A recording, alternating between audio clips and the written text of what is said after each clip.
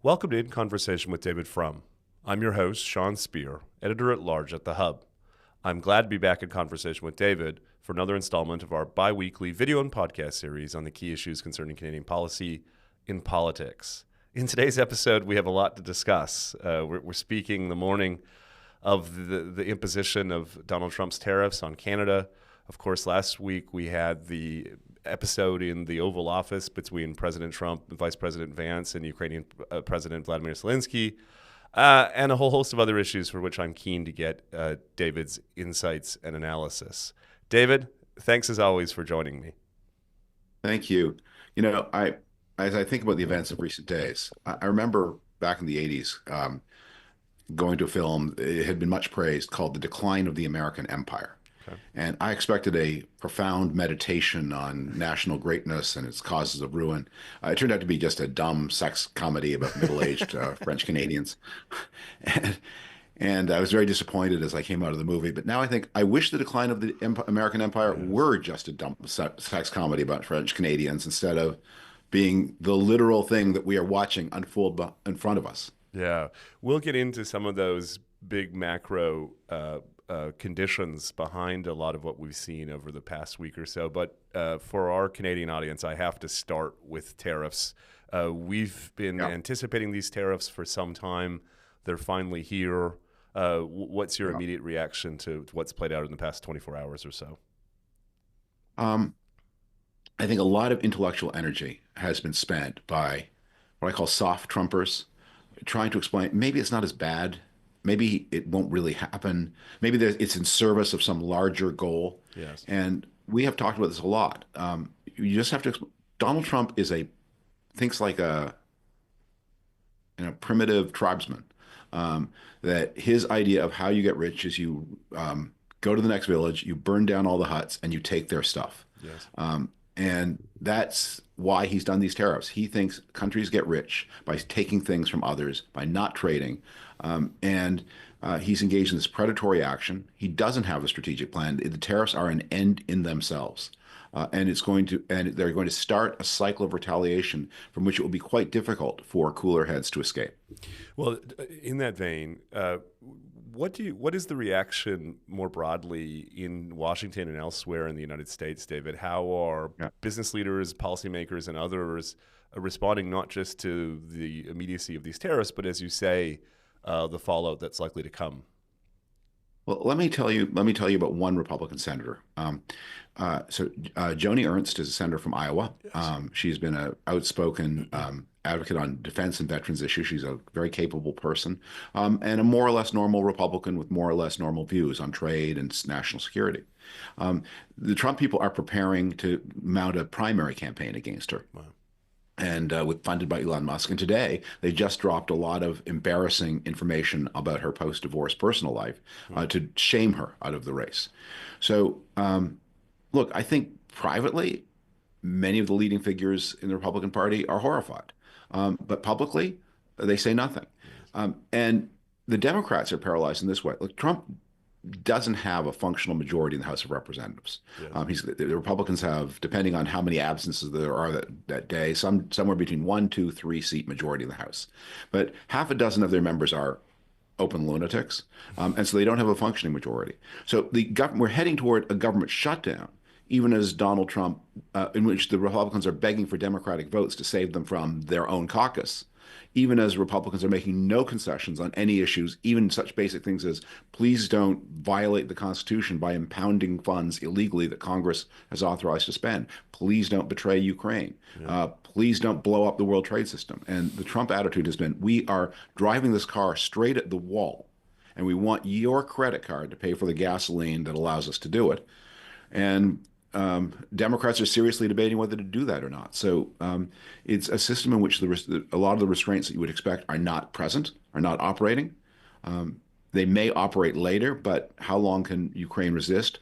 And how rapidly does the trade dispute turn into a global depression? Yeah, that's not reassuring for our Canadian listeners and viewers, David. One thing I know that's on top of their minds, it's something we've talked about a bit in the past, is the perception that we are being disproportionately targeted, that Trump, of course, has talked about tariffs in the past. In fact, we ourselves have discussed the extent to which this is one of the few issues where he's been consistent. But what are we to understand about the disproportionate 25% targets on Canada's economy, while most of the rest of the world remains, at least for now, free from the imposition of tariffs? Well, there are big tariffs on Mexico, and there are big tariffs, of course, on China. I think you should see this as simply Trump reneging on his signature on the Canada-U.S.-Mexico agreement of his first term.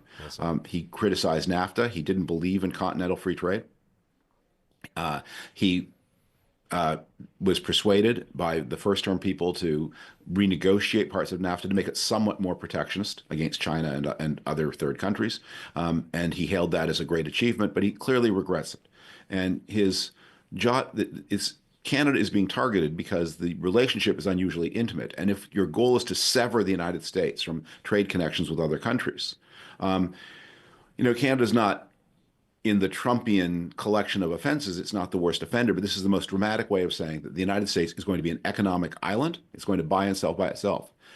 One of the things that Trump said just on Monday was he issued one of his Truth Social posts about how Americans are going to have to get ready to stop exporting so much food, because he does understand that one of the things that is happening here is the collapse of American agricultural exports. In his first term, he wrecked U.S. soybean exports. The United States had been the world's largest soybean exporter. Now that title belongs to Brazil, mostly because Trump pushed China to reorient its soybean purchases from the United States to Brazil. Other exported goods are now about to take the hit too.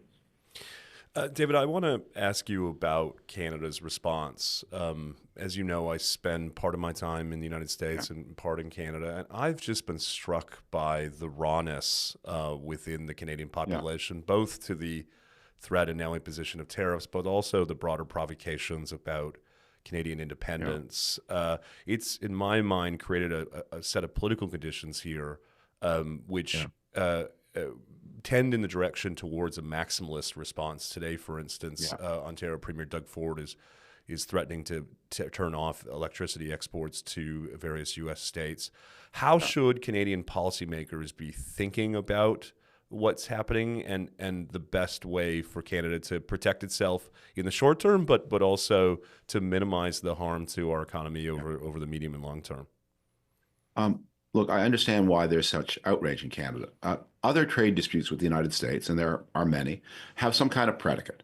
So the long-running softwood lumber dispute, what that's ultimately about is in the United States, forests tend to be privately owned, and in Canada, forests are mostly publicly owned. And the Canadian forests are much larger, they're more scientifically managed, and therefore the lumber is sold at a lower price than from the American forests, even though the environmental conditions in Canada are often less benign. And so the Americans say, that looks like to us like a subsidy. You're using public money to keep your forest costs down, and Canadians say, no, it's not. But everyone understands what this fight is about. And the American position, even if Canadians reject it, is not completely made up, fanciful, demented. Yes. And there are other disputes too that where if healthcare is the largest cost an automaker pays, and in Canada healthcare costs are absorbed by the government, is that a subsidy to Canadian auto factories at the expense of American auto factories? Again, there's a predicate. Yes. In this case, there's no predicate. It's just Trump is doing this as a pure act of whim and will. Yes. And joining it, not to any rational set of economic concerns, but to an outspoken attack on Canadian sovereignty. What my goal here, actually, is to force you to surrender your national existence. That's my goal. I'm not trying to make you charge a higher stumpage fee per log, like some rational predecessor. I'm not trying to get some offset for the value of the government picking up the healthcare costs. I want you to die, Mr. Bond. So Canadians understandably resent that. Yes. And they feel betrayed because this relationship has been so positive, so benign for so long. It's out of the blue. It's like watching,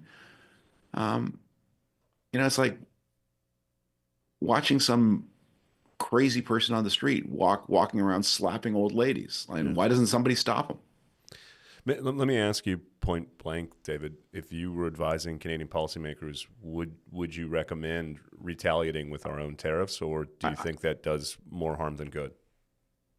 I would be for the maximalist response for this reason. The only way we get out of this, like the problem is Trump is surrounded by a structure of enablement, and the key ingredient of the enablement is the rationalization. He's got something in mind. This won't be so expensive. It won't be so bad. He's not actually going to do the whole thing.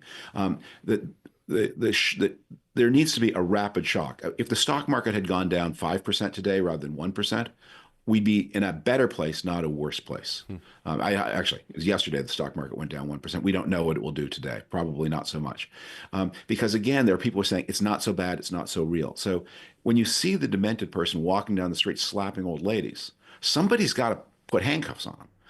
And the first step is, giving him a shock back. So he's stunned and dazed and stops his rampage.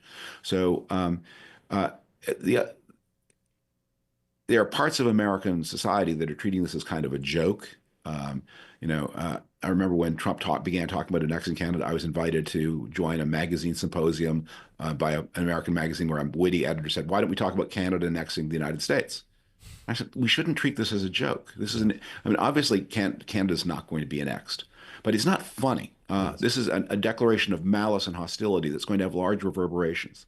Yes. And as we see at the same time as these tariffs are happening, to make it less Canada specific, the Vice President of the United States gave a TV interview in which he denigrated the contributions of Britain and France to American security, in which he denied the British contribution to Afghanistan. Just said, these are joke countries that haven't fought a war in 30 or 40 years. Estonia took casualties. It's a small country, but it took heavy casualties in Afghanistan because the United States asked it to. So there's an anti-social destroy the apparatus of the alliance, and it needs an alarm. And so the retaliation, and obviously it will hurt Canada too. Canada is at a disadvantage here. This is a kind of dumping the bucket of cold water over your head contest. He dumps a bucket of cold water over his head, you dump one over yours, and he's got a thicker head with more hair. So he will win if the contest goes on long enough. But the hope is just that you can jolt people in understanding the seriousness of the situation, and it must stop because it's going to do permanent harm. Everyone is coming away from this thinking this is not just the whimsicality of Donald Trump, the madness of King George that we saw in term one, surrounded by reasonably responsible people. This is now, the Trump has surrounded himself with other people who share his hostility to the whole alliance system and want to make the United States a predatory imperial power as much like Russia and China as they can do. Yeah, well, that's a great transition to the subject of last week's spectacle in the Oval Office, which you wrote so intelligently about in an essay for The Atlantic, where, among other things, you make the point you just made, which is part of what's happening here is that the Trump cabinet and the broader panoply of people around him are either enabling him or actually support the things that he's doing. I have to just ask directly, what's your reaction to the treatment of Zelensky in Ukraine? And as importantly, David, what explains the animus towards Zelensky himself? One gets the sense that this is, in a way, bigger and smaller than some of these broader issues. That it really is a personal disdain for Zelensky. Well, let's start with the second part, the personal reaction to Zelensky. So I think a lot of that traces back to that moment in 2019 where Zelensky was newly elected, and Trump tried to blackmail him, extort from him the fabrication of electioneering dirt against Joe Biden. Yes. And Zelensky, whose courage was not yet as famous as it is now, balked. He wouldn't do it. And first he just tried to meet Trump by delay and evasion, and you can't mean it, and we'll think about it, we'll investigate. But he didn't give Trump what he wanted. And then the horror of what Trump was doing, extorting an embattled foreign leader to say, fabricate dirt on my political opponent, or else I cut off U.S. aid to your country, which was already, the invasion of Ukraine begins in 2014. It was already fighting a war against the Russians in the Donbass. Yes. Lower intensity war than now, but still a war. I'll cut off aid unless you give me what I want. And this eventually did leak, and it led to the first of the Trump impeachments, rightly so. And ever since then, Trump has blamed Zelensky. And the people around him, I think, have fed on Trump's hostility and his family's hostility. But I think there's something more that is going on. Um, like MAGA is this celebration of male grievance. It's this cult of manhood. But in fact, the people around Trump are cowardly, contemptible people, um, and they're soft, and they steal, they get rich in corrupt ways, and then they're confronted with the Zelensky we saw in February of 2022, with this extraordinary act of personal courage. The Russians coming to his capital, he's offered exit Yes. by an evacuation and he refuses, and he says, "I'm going to basically, we will win this war, or I will die in the ruins of my capital city. Yes. Um, you will see my face, not my back." And I think he just shames them. He just shames them. Every time J.D. Vance looks at Zelensky, he sees a better man. And he hates it because at some level, if you're a J.D. Vance, you have to know what you are. And, you have systems of justification, but you have to know you're a troll, you're a bully. You're just a lesser person. And here is the bravest leader in the world, and he makes you feel. So you have to create these fantastic stories about he's stealing billions to buy yachts. That describes the people in the Trump circle. But so they have this animus against him because they have to. Because otherwise, if he's not what they say he is, what are they? Yeah, wow. I have to ask another question that's been on my mind for the past few days, and in which I haven't seen a lot of analysis or commentary. There's been a tendency to report and comment on this story through the lens of the personal relationship and Trump and politics and so on. But why don't you comment on the basic assumptions underlying the minerals agreement itself? What does it say about American policy that after supporting Ukraine in a conflict with Russia after Russia's unlawful invasion, America is now, after the fact, essentially saying, you need to enter into a financial agreement with us to, for all intents and purposes, pay us back. How does that compare to American policy in the past, and what do you think of it more generally? Well, this is something of a personal bugaboo of Trump's. He signed a similar agreement with Afghanistan in 2017, which didn't stop him from negotiating with the Taliban. This is the pretext for the threats against the sovereignty of Greenland, which seem to have stopped, at least for now. He wanted some mineral agreement with Greenland. Look, we live in a world bound by trade agreements. If you want to mine in Greenland, you can mine in Greenland. I mean, you have to pay for the contracts because this is not a fascist or a communist economy. The mines are owned by somebody. Sure. And of course, you have to comply with the relevant environmental legislation and the relevant labor legislation. But you want to open a mine in Greenland, it can be done, subject to the laws of economics.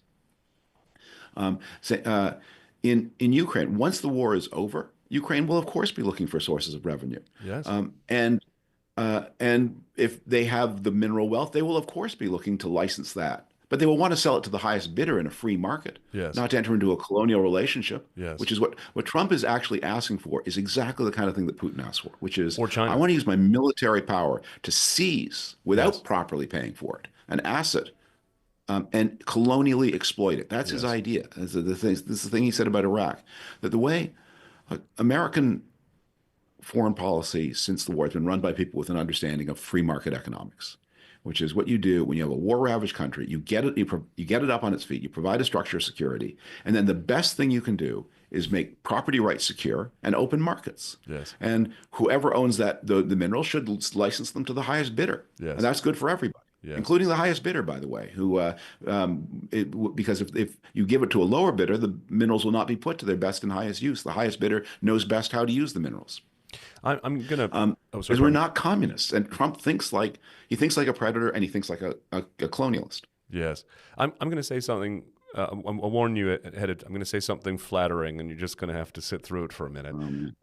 One thing that has struck me over the past several weeks, David, is this shift in Republican politics from a conception of American power around the world that one might describe as an understanding of American primacy, to now one of essential essentially unilateral withdrawal from being a global superpower, from being a unipolar power, that there are few people, with the exception of you, still communicating and advancing the notion that American primacy is good for America and good for the world. What do you think has happened? Where have the American primacists gone? Why has this view suddenly taken over the Republican Party and American conservatism more generally, that the era of American primacy is self-evidently over, and that it's actually in America's interests to cease being a quote-unquote exceptional country and start to act, as you said earlier, as a major power, but one that that is far more transactional and far less committed to a global cooperation economically and from a security perspective?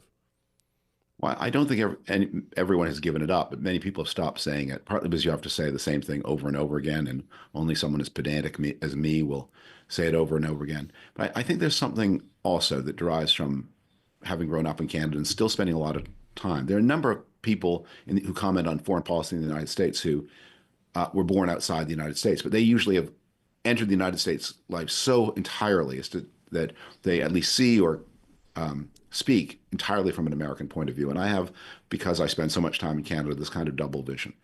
And I think also maybe it's because I'm haunted by a vision of how empires do end. This is where the story began with that silly movie from the 1980s. Yes. The story of the Euro-Atlantic world over the past 500 years has been the story of the rise of one hegemonic power after another. Habsburg Spain, Louis XIV's France, the Kaiser's Germany, Soviet Union you could think of as in this way. And what happens to all of these powers is they eventually get pulled down, because although they may be the strongest individual power, the coalition of powers the powers opposing them are greater in potential power, sure. And their obnoxious behavior forces all the other powers to combine against the biggest power and tear it down. And that's what happens to the Habsburgs. That's what happens to the Bourbons, and there are other examples. In a way, it's what happened to even the British Empire, because in 1870 it was alone, and the Germans built. First, they created the German Empire. And then they pulled together other countries and they created this kind of continental superpower that in the end destroyed the British Empire over 2 world wars. Yeah. The United States has been different because first, it's been bigger and more powerful than anything that went before it, but also because it had this intuition. I don't know how articulate this ever was. The way you prevent people from combining against you is by offering them such a good deal, yes, that they would be crazy to unite against you. Yes. So when the deal was, well, what if we use our great power to provide not only our security, but your security too?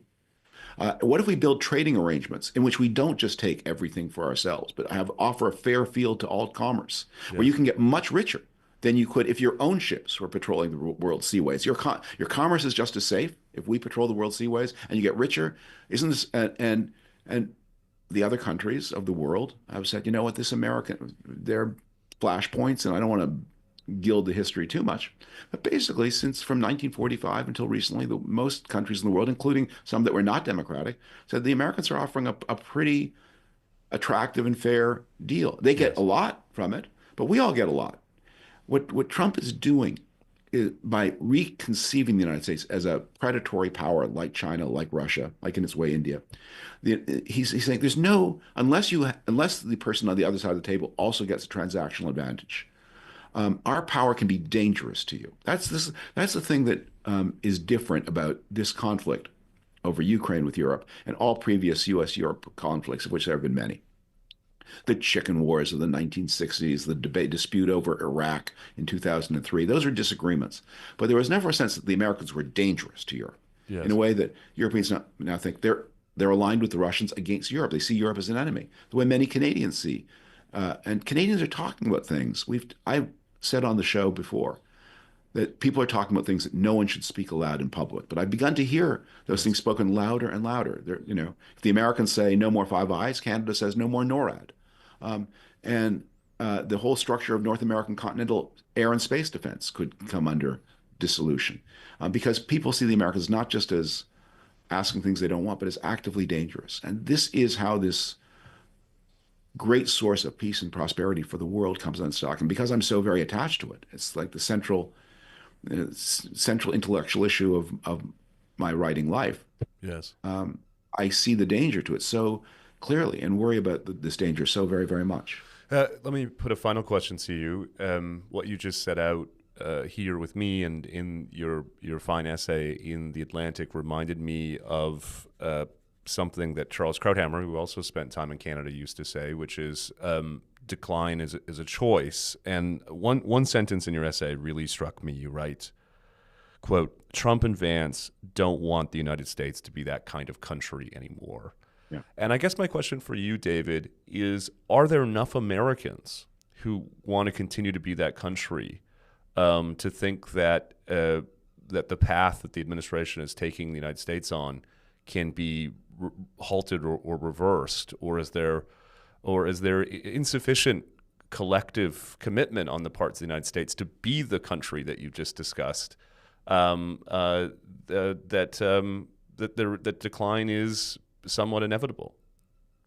Well, we'll find out. As so often during the Trump years, I have this. There are always these questions about prediction.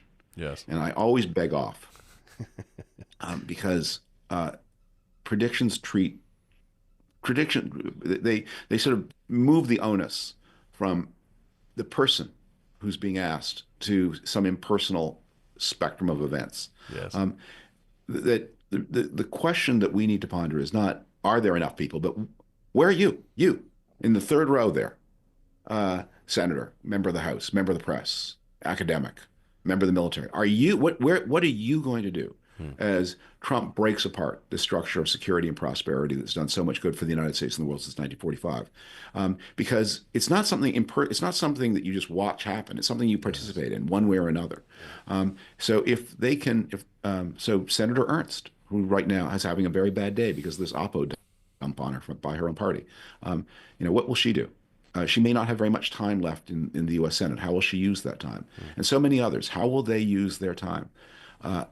Of course, the outcomes depend on the choices people make, and people are free to make those choices. I don't know that decline is a choice. I don't know that the Romans thought it over and said, we just barbarians, you take it. I think there's some objective preconditions for the rise and fall of power.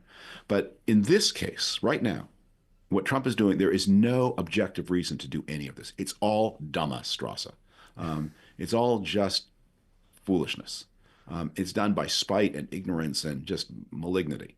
These choices don't have to be made, and Congress could stop many of them. And the Republicans theoretically have a majority in Congress. They certainly have a majority in the Senate. It's up to them. And if they don't, then the shame is shared not just by Trump and Vance, with all of their murky connections to Russia, but by everyone who didn't act to stop them, who had the power to stop them. Brilliant way to wrap up. David, let me just say how great it is to be back in conversation with you. We had a lot of audience members asking for your thoughts and your voice, given what's playing out. I'm grateful to have connected and look forward to catching up in a couple of weeks. Bye-bye.